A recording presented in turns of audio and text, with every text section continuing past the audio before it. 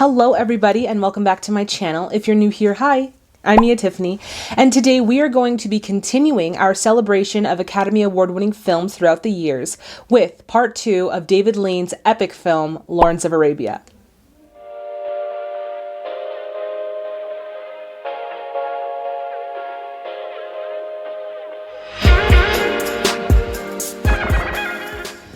Okay, so in this video, we're going to jump right into it. If you want to learn more about the film background, historical background, interesting facts, and Academy Award facts, go ahead and check out part 1. If you're here from part 1, hello. I'm very excited to be with all of you, and I'm super excited to dive into part 2 of this film. But before we do, I have a very special request of all of you. Y'all, we are trying to get to 1,000 subscribers on this channel, so if you haven't already, please subscribe to the channel and hit that bell notification to stay in the loop. All right, everyone, it is time to get your snacks, get your drinks, and let's get into part 2 of Lawrence of Arabia. Okay, so before we start, I believe where we left off was Lawrence had just arrived back in Cairo after conquering Aqaba with the Arabs, and he was asking his commanding officer just to provide artillery and money so that he could take it back with him to the Arabs in Aqaba. So that's kind of where we left off. He also disclosed some very interesting information about how he enjoyed executing Qasim in the last part, so I'm very excited to see how that goes. But without further ado, let's just get into this. I'm so excited. Who do these bags belong to? To Prince Faisal. You're not Prince Faisal by any chance? No. You know him, though. He is my master. So really quick, I wanted to say I did some researching and I found out that their filming locations include Jordan, Morocco, and Spain. And the city of Aqaba was actually created on the coastline of Spain. So they're actually in Spain. And I thought they were in the Middle East, but their filming location is in Spain, which I think is so cool. He naturally feels sympathetic to any people, anywhere, who are struggling for their freedom. Also, my interests are the same as yours. You want your story told. I badly want a story to tell. I think it's so interesting how they always talk about how their interests are the same, between each other. Like, it's so interesting how that's always in the conversation. Where the British, they were like, our interests are the same as yours.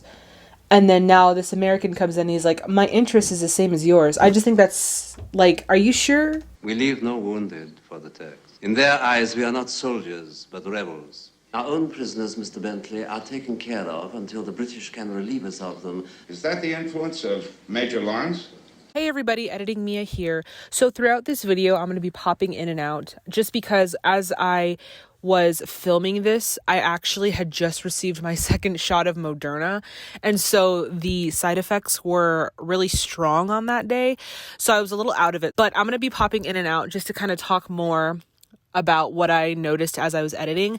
And one of the things that I noticed in this scene is we saw Mr. Bentley tell Prince Faisal that his interests were the same as the prince's. However, in literally the very next line, you almost see that he wants to paint this narrative not of, the Arab revolt, but more so of Lawrence and his influences in this particular part of the war. And I think that just really speaks to, like I said in the previous video, everyone is just allying together to defeat a common enemy and not really work together to create some sort of change. Man, this is wild. Look at all those, look at all those guns.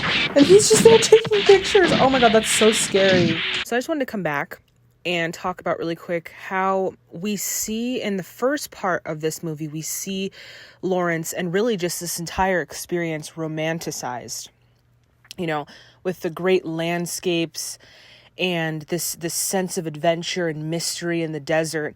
And then in the second part, we really see reality hitting almost of war is not a romantic thing. There's nothing pretty or romantic about war. There's death, there's carnage, there's loss. And we're really seeing that through Lawrence's character. Like in this scene, I feel like if you just look at his eyes, you really see how much this experience has changed him. And I think that is really one of the purposes of this second part, is to really bring you back into reality after kind of romanticizing this trip across the desert, you know? So I just think that that's really what they're trying to tell us in this second half of the film. Come on, then! Oh my goodness. There were people on that train, like civilian people. Oh my God. 'Tis but a scratch. It's just a flesh wound. Thank God. Thank God it wasn't like through the chest. Sorry if I take your picture? All right. Okay. All right. Just walk. Look at that. They're all basically like glorifying him. And how all these men are, you know, he's like the hero of the story, right? And you see that the way that the men are treating him, the way that Bentley wants to catalog his life and his endeavors in during this Arab revolt. He's been painted as this hero, but internally you see him kind of not like a downward spiral, but you see him kind of breaking apart almost. I don't know if that's the right way to say it, but that's how I kind of visualize it. But pieces of him are being slowly ripped away. That's what I feel like, because again, we just see this change, and the more heroic he becomes, the more parts of him are being pulled away. So I don't know. That's just what I'm getting from it right now.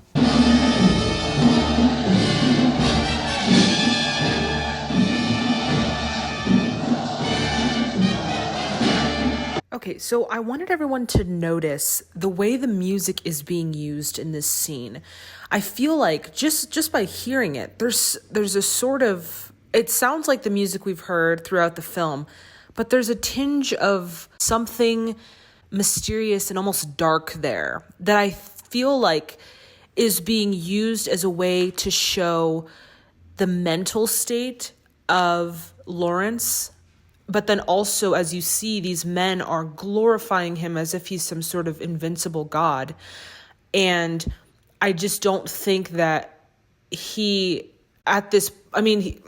don't know what I'm trying to say.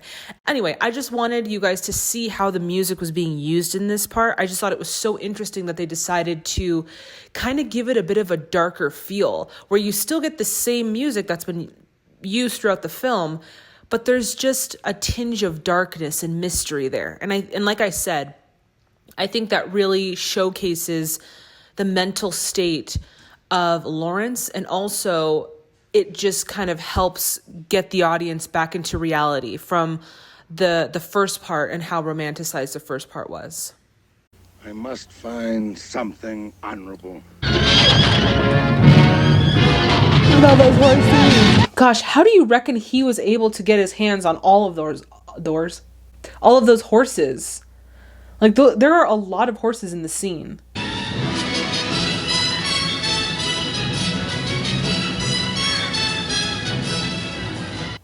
I honestly could not imagine this film being shot in anything other than widescreen, because there's just so much, first of all, so much land to work with, but then also with these big scenes with all these actors and animals in it, like there's no way that you could shoot it in like a smaller ratio. It just doesn't, this is just so fitting for this film. Like it's so fitting for this film.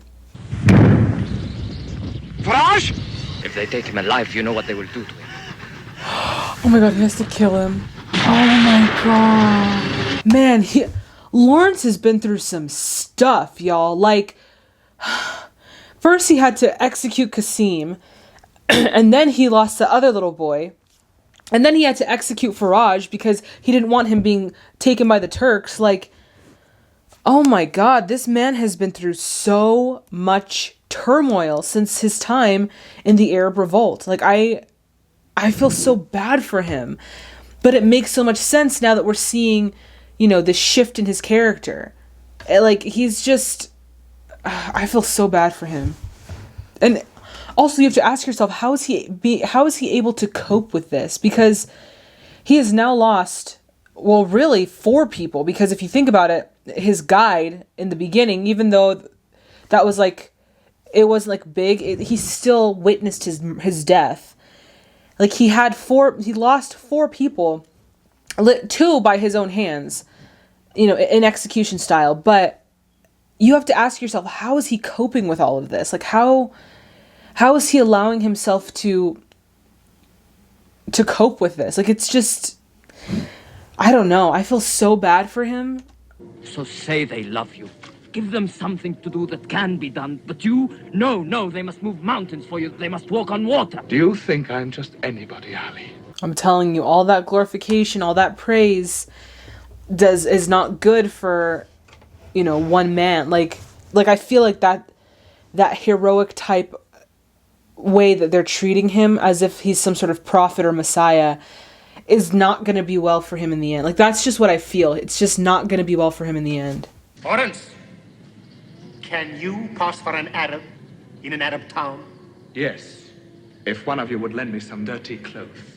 So I feel like Lawrence is really testing his limits here. And I feel like that's being brought on by the fact that he is now the face of this rebellion. And also he's not getting the support that he probably wants from the British forces. And so all this pressure to be great, but then to also kind of cope with everything that he's been through on his own is really starting to build up inside of him. And I feel like he is testing his limits. I don't know how to better explain that, but it's almost as if this is his cry for help. At least the way that I see it. It's like a cry for help, but it's in a weird, twisted way where he's trying to test his limits and see how far he's able to go before he breaks. No. He said no. I say you have blue eyes. Yes, Effendi. How old are you? 27. I knew it was his eyes. I knew it. It's those beautiful crystal blue eyes. It gives him away. Your skin is very fair. What is going on, y'all? Beat him. This is gonna hurt really bad. This scene is so different. Is he watching? Y'all, what is going on in this scene, okay? I mean, I get what's going on in this scene. I'm not going to pretend like I don't know. But wow, this is some aspects of it are very disturbing. Like, you see the fear in Lawrence's eyes. And then this general is like, he's just kind of creepy. He has a creepy feel to him. But you can't help but empathize with Lawrence in this moment. Are you sure you haven't heard of the Sykes-Picot Treaty? No. Mr. Sykes and Mr. Picot met, and they agreed that after the war, France and England should share the Turkish Empire. Wow, they are really hitting every single aspect of this story. I love it. I feel like this is so rooted in its source material.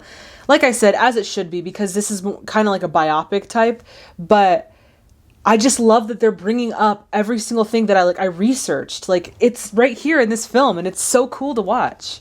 And I want an ordinary job, sir.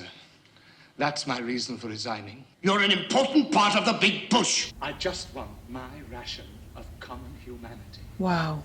I think after being beaten by that general, and maybe even assaulted by him and his men, I think that really allowed him to come back down to earth, because prior to that, he was really relishing in the fact that he was this sort of prophet, this hero in the Arab revolt. And now, after having had that experience, he's like, no, I'm an ordinary man, and I just want a normal job, because all of this is just so outlandish and so not what I signed up for. And I think that it's just all of everything that he has dealt with up to this point is just starting to take its toll on him. And he's starting to realize, if I don't get out of this at some point, I'm going to go crazy. Like, I'm going to lose myself, and I don't want to. So I respect him. I'm not mad at him for wanting to get out. I'm going to give them Damascus. We'll get there before you do. And when we've got it, we'll keep it. Whew. What a scene. Okay, so now he is going back to take Damascus.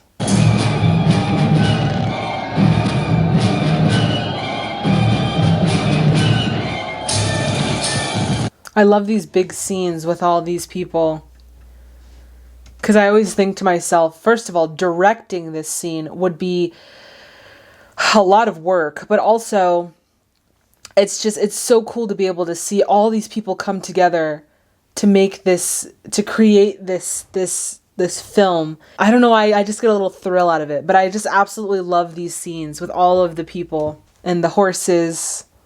I love it. Ooh, the Turkish soldiers. Damascus.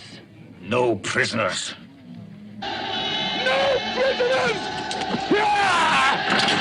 I wonder if he decided to attack those Turkish soldiers because it was a way for him to kind of come to terms with what happened to him, what that Turkish general did to him.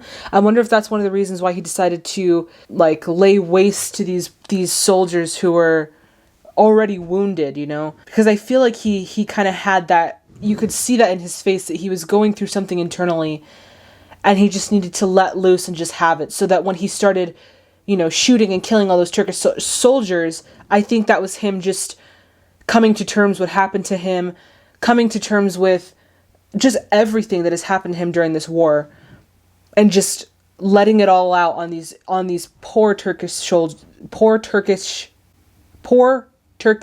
soldiers. Yeah, this second half, I feel like I'm watching a completely different movie. Like it feels so different, and the overall tone of it feels a lot darker than the first half.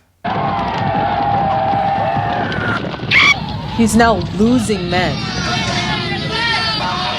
I don't think this was a good idea. Also, he looks so like out of his mind. He does not look like he's in his right mind right now. Orans! It's like so consumed with war. It's like changed him so much. They've been here a day and a night. They've occupied the town, sir. They've done it. He's set up his own headquarters in the town hall. So one thing that I really love about Lawrence's character is when he says he's going to do something, or when he says he's going to accomplish something, he does it without hesitancy. And we see that in this scene where he has not only taken Damascus, but he honored his word when he said that he'd get there before his commanding officer. So even in, you know, all of his mental instability, just brought on by what he's experienced through this Arab revolt, he's still been able to keep his word. But also you see how much he's had to sacrifice of himself through this Arab revolt for other people. Like, there's a selflessness to him. So he's just a very dynamic, interesting character with very different levels. And just me as an audience member and also as an actor, I just really appreciate what Peter O'Toole is bringing to his character. I mean, truly, he's such a multifaceted character with so many different layers and complexities, and it's just so interesting to watch throughout this film. Why is there no electricity? There are 3 large machines. One of them is burning. Then we need the English engineers. Take English engineers and you take English government. The Arabs taking back Damascus and working together, there's going to be a lot of work going towards that, because you already see, like, these different sectors are being ran by these different tribes, and nobody wants to give a lending hand. Nobody wants to work with each other. It's all very segregated and separated. So I think that this scene just really shows us, again, just the tension between the tribes and how much work is going to be needed in order to really come together as a people, rather than keep themselves divided into their tribes. And I really like that he's showing us this in this scene, because it makes you question, like, do they need assistance, or can they come together as a people and work together and take back their land? It just, as the audience member, it really makes you have these sorts of questions. You tried very hard to give us Damascus. We did what we could in the civic hospital. But you forgot the Turkish military hospital. You filthy little whelp!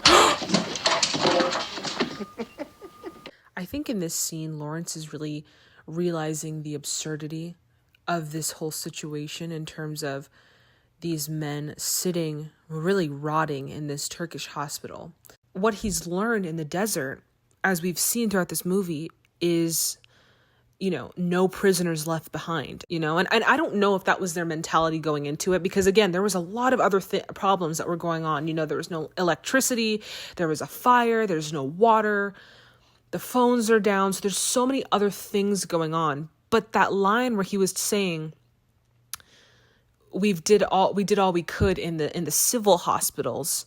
So they took care of the people in the civil hospitals, but they gave no care in the world for the people in the Turkish hospitals. And you can't help but wonder if that's because of the mentality of no prisoners left behind. You're promoted colonel. He's like, I don't even want this. I say. It's Lawrence, isn't it? Isn't that the same guy that literally just slapped him? Well, may I shake your hand, sir? So Lawrence is painted as this hero, and everyone treats him like he's just this extraordinary man. But then you see the inner conflict of Lawrence and how, broken he feels and how human he feels, But it reminds me of like celebrities, how we all think that they're these amazing role model type people, perfect in every way. We just want to get a chance to meet them, touch them, shake their hand, take a picture with them, whatever. But at the end of the day, they're humans. And I think that's what is going on in Lawrence's mind. Like, he's human. He's an ordinary man who everyone expects to be extraordinary and perfect and heroic. But he's really dealing with, like, just this inner turmoil of being seen as sort of like a godlike, or being put on this high pedestal, but knowing that he's so incredibly flawed and having to kind of deal with that on his own, mind you, because nobody seems to be helping him in this department. Everyone just seems to be using him as a pawn. But then orange is a sword with two edges. We are equally glad to be rid of him. Be rid of him? I thought I was a hard man, sir. Wow, so this scene really shows us that these men in power truly were just using Lawrence to get to Damascus, because I feel like just the way that Prince Faisal is interacting with these men, like, I feel like his intention was always to make some sort of peace treaty with these men. And that's just me rewatching this. If you guys have a differing opinion, let me know in the comments below. But I feel like ultimately these men just used Lawrence as a pawn to further their conquest and their power. There was never really any intention of the Arabs, winning back, having their independence by claiming Damascus. I feel like that was never the intention. I just feel like I almost feel cheated as I'm watching this. Like, I feel bad for Lawrence because he was ultimately just being used as a pawn. And it's kind of, it's almost angering, because it's like this man has been through so much and you don't even realize how much he's been through, all for your power and your conquest and this war. And it's just a really sad realization. Well, sir, going home. Oh, there's the motorcycle. So somebody brought this up in the comments. I don't remember who, but whoever it was, shout out to you, because I completely agree with you. So what we saw in the beginning with the death of T.E. Lawrence via the motorcycle accident, after watching everything that's happened to him in this desert, you can't help but wonder if he maybe intentionally crashed his motorcycle. Now, I don't want to make that strong claim, but like, how do you come home from all of that's been happening to you? Like, I couldn't imagine going through that and then wanting to come back to, like, regular life. And it kind of goes back to our conversation that we've had in previous videos about soldiers coming back from the war. Like, there is just so much that has happened to Lawrence throughout this entire movie. How do you come back to, like, a quote unquote normal life?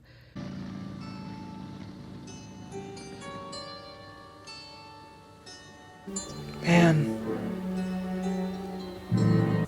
Well, that was a very interesting second half. I liked it.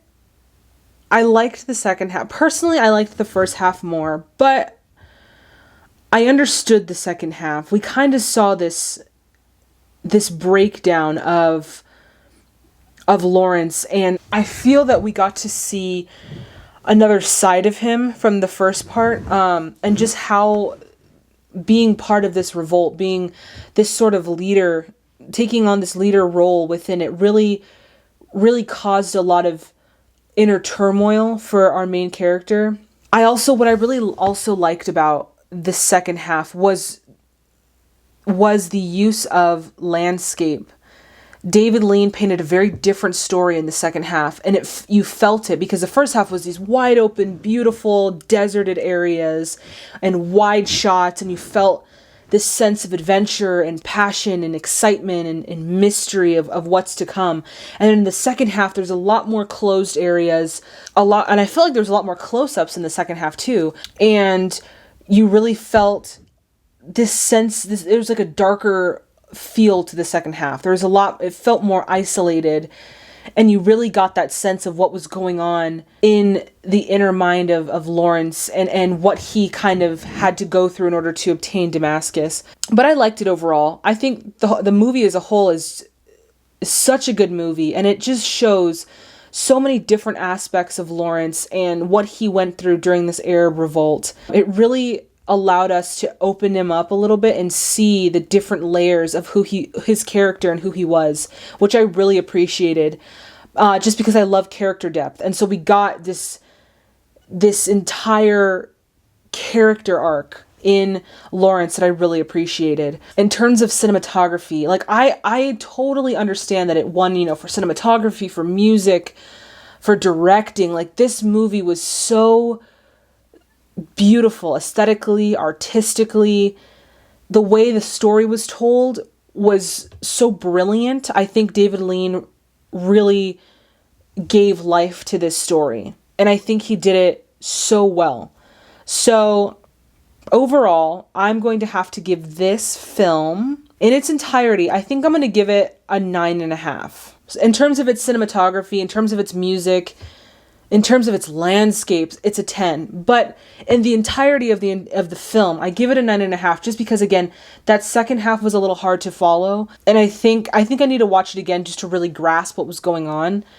But overall, I think it was a really good film. All right, everybody, that does it for this video. As always, if you liked it as much as I did, please give it a thumbs up.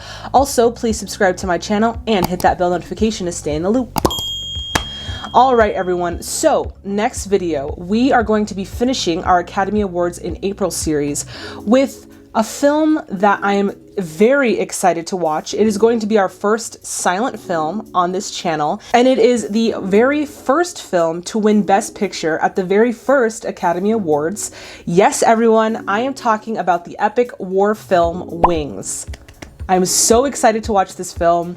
I have not seen it, so I'm a little nervous because I don't know what to expect, but I've heard good things about this film, and I'm very excited to share it with all of you.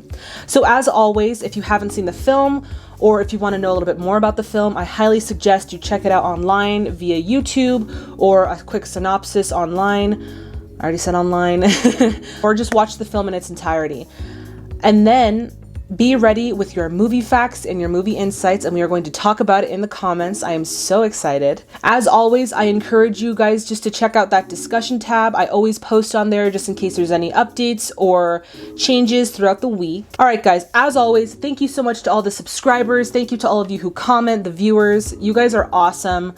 This has been so much fun with all of you. Please stay safe and healthy out there, and I'll see all of you in the next video. Bye, everybody.